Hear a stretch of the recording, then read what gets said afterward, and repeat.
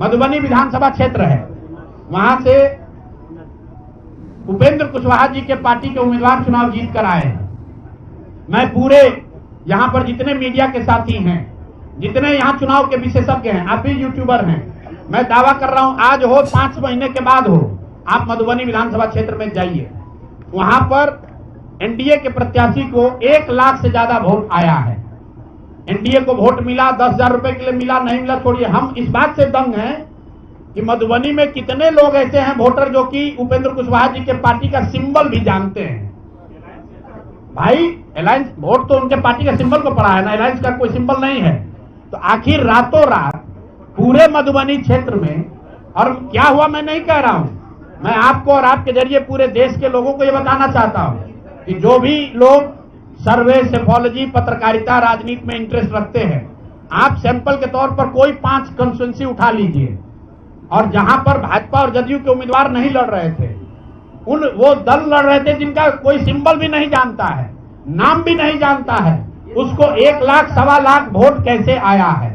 लेकिन राजनीतिक सामाजिक क्षेत्र में जुड़े होने के नाते ये आश्चर्य का विषय है कि जिस मधुबनी क्षेत्र में लोग ये नहीं जानते हैं कि कौन सा प्रत्याशी लड़ रहा है, कौन सा पार्टी लड़ रही है, उस पार्टी का सिंबल क्या है, उसको 1.25 लाख वोट आया है। और जो लोग वहां जीवन भर राजनीति कर रहे हैं उनको वोट नहीं आया। संभव है कि उनको इतना समर्थन है, लेकिन मेरा आपसे अनुरोध है, मैं कोई आरोप नहीं लगा रहा हूं, लेकिन मधुबनी जैसे 5 सीट का मैं आपको हवाला देना चाहता हूं, जहां पर चुनाव के 12 दिन 15 दिन पहले यह तय हुआ कि कौन पार्टी चुनाव लड़ेगी, उस पार्टी का नाम कोई नहीं जानता है, उसका सिंबल कोई नहीं जानता है, और 1,20,000 वोट अगर किसी विधानसभा में आ रहा है, इसका मतलब है कि हर घर से 2 से 3 वोट आया है। आपको आंधी दिखनी चाहिए वहां पर। ये मतलब विधानसभा के स्तर पर 1,20,000 वोट लाना साधारण बात नहीं है। 1,20,000 वोट आया है। कैसे आया है?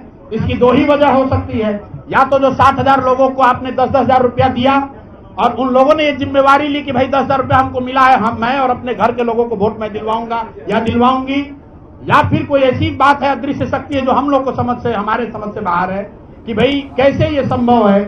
और मैं ये नहीं कह रहा हूं कि वहां वोट कैसे पड़ा, मैं आपको खुली चुनौती दे रहा हूं, आज चलिए मधुबनी। मैं 3 दिन से प्रेस इसलिए नहीं कर रहा हूं कि मैंने अपने लोगों को वहां भेजा है, और मधुबनी में मैंने कहा भाई पूछो तो कि उपेंद्र कुशवाहा जी के पार्टी का सिंबल क्या है।